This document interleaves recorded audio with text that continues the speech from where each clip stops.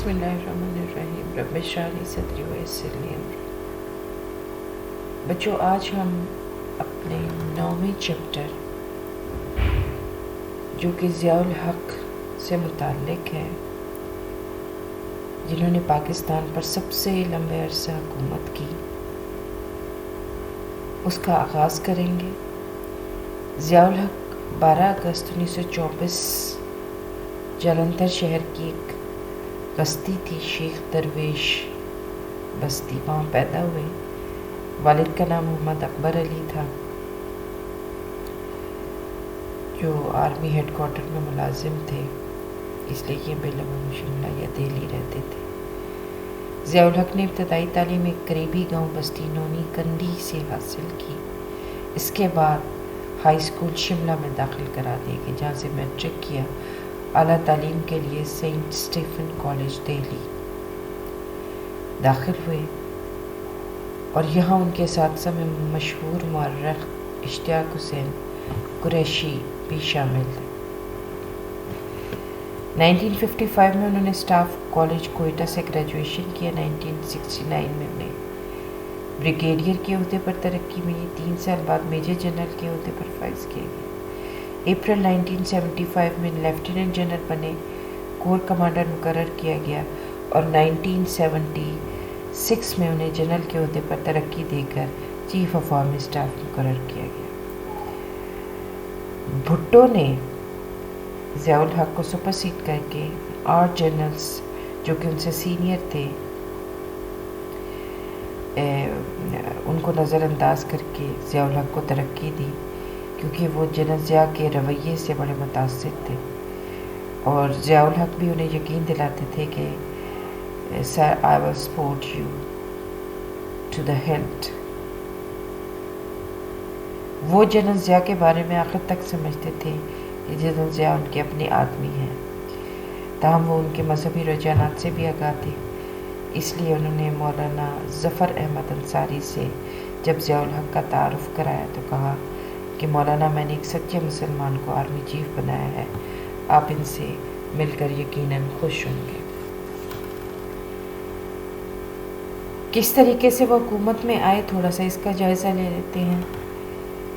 भुट्टो ने मार्च 1977 में जो इलेक्शन मुनाकिद कराए, उसके बाद पाकिस्तान कौमी इत्तेहाद ने जो तहरीक शुरू की, इंतखाबात के नताइज पर तहफ़्फ़ुज़ात का इज़हार करते हुए, वो इतना ज़ोर पकड़ चुकी थी कि अब इसके कायदीन भी इसको काबू में नहीं रख सकते थे। फ़ौज को अवामी जलसों में कंट्रोल करने का काम सौंपा गया तो फ़ौजियों ने निज़ाम मुस्तफ़ा का मुतालबा करने वाले अवाम पर गोलियां चलाने के किरदार को पसंद नहीं किया। 4 ब्रिगेडियर हजरात एहतजाजन फ़ौज से अलहदगी इख्तियार कर चुके थे और लाहौर में एक कैप्टन ने अपने अफसरों का हुक्म मानने से इनकार कर दिया। इससे भी बढ़कर यह कि लाहौर हाई कोर्ट ने इस तरह के मार्शल लॉ के नफाज को खिलाफ आइन करार दे दिया। इस पर डेफिनेटली फ़ौजी क़यादत में भी इज़्तिराब था। चुनांचे 16 मई 1977 को GHQ में मुनाकिदा होने वाली कोर कमांडर्स और आला जनरल्स की मीटिंग में बाकायदा इस बात का इज़हार किया गया कि इन हालात में मुल्की फ़ौज खामोश तमाशाई नहीं रह सकती। Chief of staff general Ziaul हक ने यह सब कुछ सुनकर भी यही कहा कि फ़ौज इस सूरत हाल में तीसरी पार्टी नहीं है। कौमी इत्तेहाद का जो डिज़ाइन आप देख रहे हैं, ये इससे कहीं ज़्यादा गहरा और पेचीदा मामला है। इस इजलास में डायरेक्टर इंटर सर्विसेज इंटेलिजेंस ने शुरका को बताया कि अवाम में अखबारात का एतबार ख़त्म हो चुका है, फ़ौज पर भी एतमाद कम हो रहा है, गैर मुल्की मुदाखलत का ख़तरा है, मगर हमारी सरहदों पर गड़बड़ के ज़ाहिरी शवाहिद मौजूद नहीं। इस इजलास के बाद यानी कोर कमांडर कॉन्फ्रेंस के बाद भुट्टो ने जनरल ज़िया से मुलाकात की तो ज़िया ने उन्हें कहा, जनाब वज़ीर आज़म, मेरे बाद साथी जनरल आपसे बात करना चाहते हैं। बेहतर होगा कि आप इन्हें भी बुलाकर मुतमईन कर दें ताकि मौजूदा हालात में फ़ौजी ऑप्शन के इस्तेमाल का इम्कान ना रहे। भुट्टो इससे चौंक गए। उन्होंने इस बात पर दोबारा गौर किया तो 2 बातें वाज़ेह नज़र आने लगी। एक तो कि دوستم، یہ جو دو باتیں واضح طور پر نظر آنے لگیں، ایک تو یہ کہ جنرل حضرات فوجی آپشن کے بارے میں بھی سوچ رہے ہیں، دوسرے یہ کہ جنرل ضیاء کے تنہا ان کے نمائندے نہیں بلکہ انہیں باقی لوگوں کو بھی اعتماد میں لے کر اپنے ہاتھ میں رکھنا ہوگا۔ اس واقعے کے بعد بھٹو نے جنرل ضیاء کو مشورے کے لیے بلانا چھوڑ دیا۔ اگر کہیں ضرورت محسوس کرتے تو تمام کور کمانڈرز کو بلا کر بات کر لیتے۔ 14 جون 1977 کو بھٹو نے پرائم منسٹر ہاؤس میں سپریم کمانڈر اور اعلیٰ فوجی حکام کا ایک اجلاس طلب کیا۔ اس میں فوجی قائدین کو اعتماد میں لینے کی کوشش کی اور ساتھ ہی ملک میں تیسرا مارشل لا لگانے کے خطرناک نتائج کا تجزیہ کیا اور یقین دلایا کہ وہ اپوزیشن سے مل کر ایک باعزت حل تلاش کرنے کی کوشش کر رہے ہیں۔ اس کے جواب میں ضیاء الحق نے یقین دلایا کہ آرمی کوئی تھرڈ پارٹی نہیں ہے، ہم نے اپوزیشن کیمپ میں بیڈ نیم حاصل کیا ہے، یہ ہمارا کریڈٹ ہے۔ اس سے صاف ظاہر ہوتا ہے کہ ہم حکومت کے ساتھ ہیں، تاہم دوسرے جنرلز نے بے تکلفی سے اپنے پریشانی اور اضطراب کا اظہار کیا۔ لاہور کے کور کمانڈر جنرل اقبال نے متنبہ کیا کہ ایجیٹیشن وقتی طور پر تو رک گیا ہے، مذاکرات ناکام ہوئے تو پھر یہ دوبارہ سے شروع ہو جائے گا، ملک میں بدامنی ہوگی، فائرنگ ہوگی، ڈیموکریٹک یوتھ فورس اسرخان سے ہدایات لے رہی ہے، فوج کو لاہور میں دوبارہ متعین کرنا ممکن نہ ہوگا۔ انہوں نے یہ بھی کہا کہ صورتحال میں آرمی میں بھی مہاجرائی شروع ہو جائے گی، ریٹائرڈ افسر ایجیٹیشن میں شریک ہیں، پھر فوجیوں کے رشتہ دار ہیں۔ کراچی کے کور کمانڈر جنرل ارباب خان نے کہا کہ ہر شخص مذاکرات کی کامیابی چاہتا ہے، چاہے وہ کسی صورت میں ہو۔ ہماری حالت اس وقت یہ ہے کہ بالکل نچلی سطح پر ہمارا کوئی اثر نہیں رہا، جونیئر افسران ہمارے احکامات ماننے سے انکار کرتے ہیں۔ جنرل غلام حسین نے اپنی گفتگو میں کہا کہ طویل فوجی ایکشن آرمی کے وقار کے خلاف ہے۔ مولانا کوثر نیازی نے، جنہوں نے بڑی مشہور کتاب لکھی اور لائن کٹ گئی، اس مرحلے پر امریکہ کی مداخلت کی بھی نشاندہی کی اور 21 مئی 1977 کو پاکستان میں امریکہ کے سابق سفیر جوزف ہارلینڈ کے اعزاز میں چیف آف آرمی اسٹاف کی دعوت کو بھی اسی سلسلے کی کڑی بتایا۔ امریکہ کی بھٹو سے ناراضگی کا سبب ان کے نزدیک ری پروسیسنگ پلانٹ کے بارے میں بھٹو صاحب کا فرانس کے ساتھ معاہدہ تھا، لیکن وہ بھٹو کے ساتھ امریکی سفیر کے تعلقات کا دوسرا رخ بھی پیش کرتے ہیں کہ مارشل لاء کے نفاذ والی رات بھی امریکی سفیر آرتھر ڈبلیو ہیمل نے وزیر اعظم بھٹو سے ملاقات کی تھی۔ ان کے خیال میں امریکی سفیر نے ٹیک اوور کے امکانات ظاہر کیے تھے۔ بہرحال پیپلز پارٹی اور قومی اتحاد کے درمیان مذاکرات بظاہر تو کامیابی کے ساتھ چل رہے تھے۔ 29 جون کو قومی اتحاد کے قائدین نے معاہدے کا جو مسودہ پیش کیا، 2 جولائی کو اس کے اکثر نکات پر اتفاق ہو گیا اور مذاکرات رات 8 بجے سے صبح 6 بجے تک جاری رہے۔ صحت تحفظات اور نگران کونسل کے اختیارات وغیرہ پر اختلافات موجود تھے، لیکن قومی اتحاد کی جنرل کونسل میں ایئر مارشل اصغر خان اور سردار شیر باز مزاری نے سخت رویہ اختیار کیا، مذاکراتی ٹیم پر گرفت کی، انہوں نے اپنی حدود سے بھی تجاوز کیا۔ موٹر گاڑی میں اکٹھے سفر کرتے ہوئے بیگم نسیم ولی خان نے مزاری صاحب کی موجودگی میں مفتی محمود کو مشورہ دیا کہ آپ بھٹو صاحب کے ساتھ معاہدہ نہ کریں اور مارشل لاء لگنے دیں۔ مارشل لاء کا نفاذ ہی اس بارے کی ضمانت ہوگا کہ 90 دن کے اندر آزادانہ انتخابات ہو سکے، کیونکہ آپ بھٹو پر اس بارے میں اعتماد نہیں کر سکتے۔ قومی اتحاد نے 3 جولائی 11 بجے دن دوبارہ اپنا اجلاس منعقد کیا۔ اختلافی امور جو تھے ان کو زیر بحث لایا گیا۔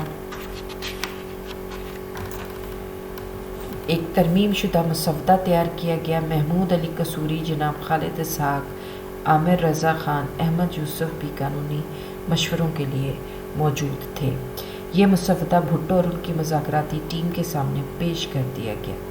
بھٹو نے 4 جولائی علیہ صبح 1:30 پرائم منسٹر ہاؤس آڈیٹوریم میں ایک ہنگامی پریس کانفرنس سے خطاب کرتے ہوئے سخت رویہ اختیار کیا، قومی اتحاد پر خوب برسے اور عوام کو یہ مطلب عوام میں یہ تاثر ابھرا کہ مذاکرات جو ہے تعطل کا شکار ہو گئے. جتوئی صاحب کے بیان کے مطابق بھٹو کے ساتھیوں میں سے حفیظ پیرزادہ نے سخت رویہ اختیار کرنے کا مشورہ دیا تھا. 4 جولائی کو قومی اتحاد کے کابرین سردار عبدالقیوم خان کے ہاں رات کے کھانے پر مدعو تھے اور وہیں باہمی مشاورت کر رہے تھے.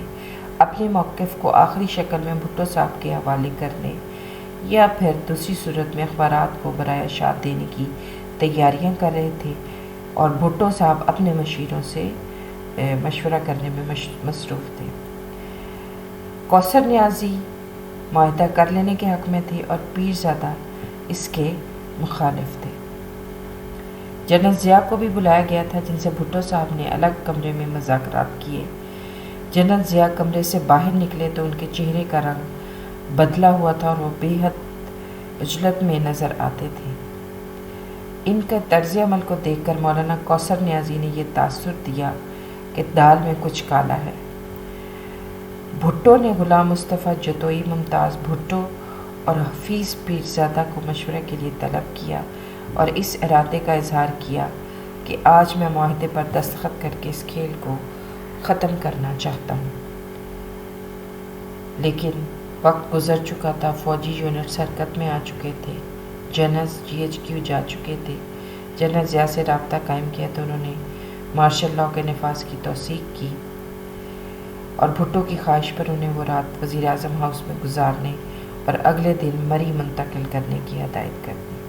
بھٹو نے مصطفیٰ کھر سے رابطہ کیا تو ٹیلی فون کی لائن کٹ گئی. تمام سیاسی قائدین باری باری گرفتار کیے جا چکے تھے. ضیاء الحق نے مارشل لاء کے نفاذ کے بعد جو خطاب کیا اس میں تحریک نظام مصطفیٰ کی جو تحسین کی گئی اس کی وجہ سے عوام نے ان کو خوش آمدید کہا. ضیاء نے اس انقلاب کو آپریشن فیئر پلے کا نام دیا اور اس کے مقصد کو واضح کرتے ہوئے اپنے خطاب میں کہا کہ اس کام کا بیڑا میں نے اسلام کے سچے سپاہی کی حیثیت سے اٹھایا ہے. میرا واحد مقصد آزادانہ اور منصفانہ انتخابات کروانا ہے جو اس سال اکتوبر میں ہوں گے. 27 جولائی کو انہوں نے پھر اس عزم کا اظہار کیا کہ وہ اپنا وعدہ پورا کریں گے. 2 اگست 1977 کو الیکشن سیل قائم کیا گیا. اس کے سربراہ جنرل فیض علی چشتی تھے. ان کے علاوہ اس میں جنرل راؤ فرمان علی، جنرل جمال سید اور جنرل احسان الحق ملک شامل تھے. اس سیل نے سیاستدانوں سے گفت و شنید کا سلسلہ شروع کیا تاکہ انتخابات کے مثبت نتائج کے لیے راہ ہموار کی جائے اور انتخابات کے بعد پہلے سے جو صورتحال ہے وہ دوبارہ پیدا نہ ہو. 18 اگست 1977 کو کاغذات نامزدگی داخل کیے جا چکے تھے. سیاسی سرگرمیاں جاری تھیں. سیاسی لیڈر گرما گرم بیانات دے رہے تھے. لیکن انتخابی مہم کی خاص قابل ذکر بات یہ تھی کہ قومی اتحاد میں شامل جماعتیں مارچ 77 کے انتخابات میں دھاندلی اور اس کے خلاف چلائی جانے والی تحریک میں اپنی خدمات گنوا رہی تھیں اور پیپلز پارٹی کے خلاف فضا سے فائدہ اٹھانا چاہ رہی تھیں، جبکہ بھٹو اور ان کی پارٹی کی مہم کا رخ فوجی جنرلز کی کارروائی کے خلاف تھا. اس سے پہلے مری میں جنرل ضیاء نے بھٹو سے جو ملاقات کی تھی اس میں بھی بھٹو کا رویہ اتنا سخت تھا کہ جنرل ضیاء کو اندازہ ہو گیا کہ اگر بھٹو کو موقع مل گیا تو انہیں کسی قیمت پر معاف نہیں کریں گے. ماضی میں ایسی مثالیں موجود تھیں کہ بھٹو جس سے ناراض ہوتے مصیبتوں نے ان کا گھر دیکھ لیا ہوتا. بھٹو کی جنرلز کے خلاف گرما گرم تقریروں سے فوجی جنرلز کا ماتھا ٹھنکا اور انہیں اپنی جانیں تک خطرے میں نظر آنے لگی. اس لیے ان کے مثبت نتائج حاصل کرنے کی خواہش اب ان کی ضرورت بن گئی. 13 ستمبر کو GHQ میں تمام سیاسی لیڈروں کی ایک میٹنگ بلائی گئی جس میں تمام چھوٹی بڑی سیاسی جماعتوں کو نمائندگی دی گئی. اس اجلاس میں آئندہ انتخابات کے ضوابط اور طریقہ کار پر گفتگو ہوئی. اس اجلاس کے دوران اطلاع ملی کہ لاہور ہائی کورٹ کے جسٹس سمدانی نے بھٹو کی درخواست برائے ضمانت منظور کر لی ہے. کانفرنس کے بعد الیکشن سیل نے چیف مارشل ایڈمنسٹریٹر کے زیر صدارت ایک خصوصی میٹنگ میں انتخابات کے تو جیسے بچے میں آپ کو بتا رہی تھی کہ چیف مارشل اور ایڈمنسٹریٹر نے جو ہے ایک خصوصی میٹنگ میں انتخابات کے التوا کے امکانات کا جائزہ لیا۔ سیلکر کل مارچ 1978 تک التوا کے حق میں تھے، لیکن صدر ضیاء زیادہ سے زیادہ 4 ہفتوں کے لیے الیکشن ملتوی کرنا چاہتے تھے۔ اس دوران بھٹو نے ملتان میں ایک جلسہ عام سے خطاب کیا، اور جب وہ کراچی پہنچے تو 17 ستمبر کو مارشل لاء کے ضابطہ 12 کے تحت گرفتار کر لیے گئے اور 1 اکتوبر 1977 کو انتخابات غیر معینہ عرصے کے لیے ملتوی کر دیے گئے، جس کا اعلان خود ضیاء الحق نے ایک تقریر میں کیا۔ اس دوران دوسرے سیاسی قائدین بھی الیکشن سیل سے ملتے رہے، کیونکہ اب الیکشن سیل سیاسی سیل بن چکا تھا۔ اب یہ تھا مارشل لاء کا پہلا دور، جس میں یہ ساری سرگرمیاں ہوئیں، اور کس طریقے سے میں نے آپ کو بتایا، واضح کیا کہ الیکشن کو ملتوی کیا گیا، پوسٹ پون کیا گیا۔ اب آتا ہے مارشل لاء کا دوسرا دور، جس میں قومی حکومت قائم ہوئی، بھٹو کو سزائے موت دے دی گئی اور غیر سیاسی کابینہ کا قیام عمل میں آیا۔ اس حوالے سے یہ جو پوائنٹس ہیں یہ آپ کے آبجیکٹو شارٹ کوسچنز کے لیے بھی بڑے اہم ہیں، اور پیچھے جو پہلا دور میں نے مارشل لاء کا پڑھایا اس میں بھی خاصے شارٹ کوسچنز موجود ہیں جو کہ ایگزامینیشن پوائنٹ آف ویو سے بڑے اہم ہیں۔ بہرحال ہم چلتے ہیں دوسرے دور کی طرف۔ اس میں نصرت بھٹو کیس ہے۔ ستمبر 1977 میں ذوالفقار علی بھٹو کی گرفتاری کے بعد نصرت بھٹو نے ان کی جو بیوی تھی ایک رٹ دائر کی، جس میں یہ موقف اختیار کیا گیا کہ جولائی 1977 میں فوجی جنرلز کو مارشل لاء لگانے کا کوئی حق نہ تھا، اور دستور 1973 کے تحت دستور کے قائم حکومت کے خلاف اس طرح کا اقدام بغاوت ہے، لہٰذا مارشل لاء حکومت ناجائز ہے اور اسے منتخب وزیر اعظم ذوالفقار علی بھٹو کو گرفتار کرنے کا کوئی حق نہیں۔ حکومت کے وکیل نے اوائل 1977 کے واقعات کے حوالے سے یہ موقف اختیار کیا کہ مارشل لاء کا نفاذ قومی ضرورت تھی، کیونکہ امن و امان کے قیام اور ملکی سالمیت کے تحفظ اور خانہ جنگی کو روکنے کے لیے یہ قدم ناگزیر تھا۔ 10 نومبر 1977 کو سپریم کورٹ نے اس درخواست پر حکم سناتے ہوئے یہ فیصلہ دیا کہ نظریہ ضرورت کے تحت محدود عرصے کے لیے مارشل لاء کا نفاذ جائز تھا۔ یہ بہت اہم فیصلہ تھا، اس نے ہماری ملک کی اس میں تاریخ میں، سیاسی تاریخ میں بڑے دور رس اثرات مرتب کیے۔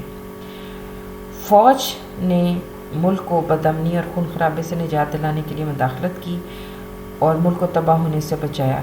دوسرے لفظوں میں سپریم کورٹ کے فیصلے کے مطابق مارشل لاء کا نفاذ تھا تو غیر آئینی، لیکن عوام اور ملک کی ضرورت اور بھلائی کے پیش نظر اس کو جواز دیا جا سکتا ہے، لیکن سپریم کورٹ نے اس کے ساتھ ہی مارشل لاء کو عارضی قرار دیا تھا اور صرف محدود مدت کے لیے جواز دیا تھا۔ عملاً اس فیصلے کے اثرات کے طور پر جنرل ضیاء کا اقتدار مستحکم ہوا اور انہوں نے لانگ ٹرم پروجیکٹس پر کام کرنا شروع کر دیا۔ اب ضیاء الحق کے اعلانات کا رنگ بھی بدل گیا۔ وہ نظام مصطفیٰ کے نفاذ کے لیے اقدامات کی بات کرتے، اس مقصد کے لیے وہ تحریک نظام مصطفیٰ میں شامل جماعتوں کو شریک اقتدار کرنا چاہتے تھے۔ 1 اکتوبر 1977 کو تقریر میں چیف مارشل اور ایڈمنسٹریٹر نے انتخابات کے التوا کے اسباب میں جن امور کو پیش کیا ان میں قوم کو سنگین خطرے سے بچانا، عوام کو احتسابی عمل سے آگاہ کرنا اور فضا کو انتخابات کے لیے سازگار بنانا، یہ 3 بنیادی اسباب بیان کیے گئے۔ اب ان مقاصد کے حصول کے لیے سیاسی سرگرمیوں پر پابندی لگا دی گئی، عبوری حکومت قائم کرنے کا اعلان کیا گیا، جس کا اہم ترین مقصد اسلامی نظام کے قیام پر خصوصی توجہ اور فوکس کرنا قرار دیا گیا۔ امن و امان کا فیصلہ سماج دشمن عناصر کے خاتمے اور پولیس کی اصلاح کے لیے اقدامات کا وعدہ بھی اس تقریر میں کیا۔ قومی حکومت کے قیام کے لیے 15 مارچ 1978 کو سیاستدانوں سے چیف مارشل لا ایڈمنسٹریٹر کی ملاقاتیں ہوئیں۔ خان قیوم خان، مفتی محمود پیر صاحب پگارو اور چودھری ظہور الہی نے مسلم لیگ اور قومی اتحاد کی نمائندگی کی۔ کوثر نیازی، بیرسٹر کمال اصفر، ملک محمد اختر، نصر اللہ خٹک اور رئیس ثانی نے پیپلز پارٹی کی۔ اس کے علاوہ ممتاز بھٹو، عبدالحفیظ پیرزادہ اور ڈاکٹر غلام حسین کو بھی ملاقات کے لیے بلایا گیا۔ اب پیپلز پارٹی 2 حصوں میں تقسیم ہو چکی تھی اور اس کے بہت سے قائدین نے وفاداریاں بدل لی اور حکومت کے ساتھ تعاون کے لیے مسترب تھے۔ 23 اگست کو ضیاء نے قومی حکومت یا نئی کابینہ تشکیل دی جس میں فوجی افسران اور سیکریٹری حضرات بھی شامل تھے۔ غلام اسحاق خان اور آغا شاہی ٹیکنوکریٹ کی حیثیت سے کابینہ میں لیے گئے۔ یہ کابینہ 22 وزراء پر مشتمل تھی۔ زیادہ لوگ مسلم لیگ سے لیے گئے تھے کیونکہ اس جماعت نے کھلم کھلا حکومت سے تعاون کا اعلان کیا۔ سربراہ اس کابینہ کے خود ضیاء الحق تھے۔ اب مارشل لا کے نفاذ کے بعد بھٹو بھی دوسرے سیاسی لیڈروں کی طرح زیر حفاظت رکھے گئے تھے۔ ضیاء الحق نے خود مری جا کر ان سے ملاقات کی لیکن یہ کچھ زیادہ خوشگوار نہیں تھی۔ 17 جولائی کو وہ بھی دوسرے سیاسی لیڈروں کی طرح رہا کر دیے گئے۔ بھٹو سیدھے کراچی پہنچے تاکہ وہاں منعقد ہونے والی سینٹرل ایگزیکٹو کمیٹی کی صدارت کر سکیں۔ بھٹو نے انتخابی مہم پنجاب سے شروع کرنے کا فیصلہ کیا۔ 7 اگست 1977 کو انہوں نے ملتان میں اور 8 اگست کو لاہور میں کارکنوں سے خطاب کیا۔ 10 اگست کو وہ 3 روزہ دورے پر پنڈی پہنچے۔ چیف مارشل ایڈمنسٹریٹر سے ملاقات کی۔ بہت جلد یہ محسوس ہونے لگا کہ حکومت کے ساتھ ان کے تعلقات خوشگوار نہیں اور خود انہوں نے اپنی گرفتاری کے خدشات کا اظہار بھی کیا۔ 2 ستمبر کو غلام مصطفیٰ کھر اچانک 70 کلفٹن پہنچے اور تنہائی میں بھٹو سے ملاقات کی۔ 3 ستمبر کو انہیں دوبارہ گرفتار کر لیا گیا۔ یہ گرفتاری نواب محمد احمد خان کے قتل کے الزام میں عمل میں آئی تھی۔ 5 ماہ کی عدالتی کارروائی کے بعد لاہور ہائی کورٹ نے انہیں پھانسی کی سزا سنا دی اور پنڈی جیل منتقل کر دیا گیا جہاں انہیں خصوصی حفاظتی انتظامات کے تحت زنانہ وارڈ میں رکھا گیا۔ ان کی اپیل سپریم کورٹ میں زیر سماعت تھی۔ 6 فروری 1978 کو سپریم کورٹ نے اس اپیل کا فیصلہ سنا دیا۔ 7 میں سے 4 ججوں نے ہائی کورٹ کی طرف سے دی گئی سزائے موت بحال رکھی جبکہ 3 ججوں نے انہیں باعزت بری کر دیا۔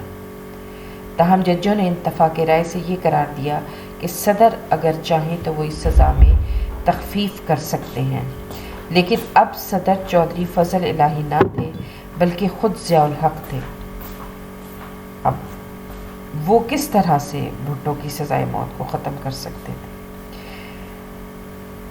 بھٹو نے اپنے زندگی کے آخری ایام میں مختلف سربراہان مملکت کو بھی خطوط لکھے اور بہت سے سربراہان نے ضیاء الحق سے ان کی جان بخشی کی اپیل بھی کی، لیکن ان کو 4 اپریل 1979 کو رات 2 بجے تختہ دار پر لٹکا دیا گیا اور ان کی ڈیڈ باڈی ایک پہلے سے تیار شدہ C-130 کے ذریعے چکلالہ ایئرپورٹ سے لاڑکانہ پہنچائی گئی اور جب سورج نکل آیا، سوا نیزے پر آیا تو بھٹو کو دفنا دیا گیا۔ 1979 کے ابتدائی مہینوں میں ضیاء الحق ایک مرتبہ پھر انتخابات کے انعقاد کے اشارے دے رہے تھے۔ قومی اتحاد سے متعلق ارکان کابینہ کو مطلع کیا کہ غیر جانبدارانہ انتخابات کے لیے ضروری ہے کہ انتخاب لڑنے میں دلچسپی رکھنے والا کوئی قائد حکومت میں شامل نہ ہو۔ چنانچہ غیر سیاسی کابینہ کی تشکیل کا فیصلہ کیا گیا۔ 21 اپریل 1979 کو ضیاء نے نئی کابینہ سے حلف لیا جس میں فوجی جنرل اور ٹیکنوکریٹ شامل کیے گئے تھے۔ 15 وزراء پر یہ کابینہ مشتمل تھی، 13 وزراء اور 2 وزرائے مملکت۔ ان میں سے جسٹس حمود الرحمان، آغا شاہی، ڈاکٹر ایم افضل، معظم علی اور حکیم سعید قابل ذکر ہیں۔ سویلین وزراء پر یہ بات واضح کر دی گئی تھی 31 مئی کے بعد جو شخص بھی اس کابینہ میں شامل رہے گا وہ انتخاب میں حصہ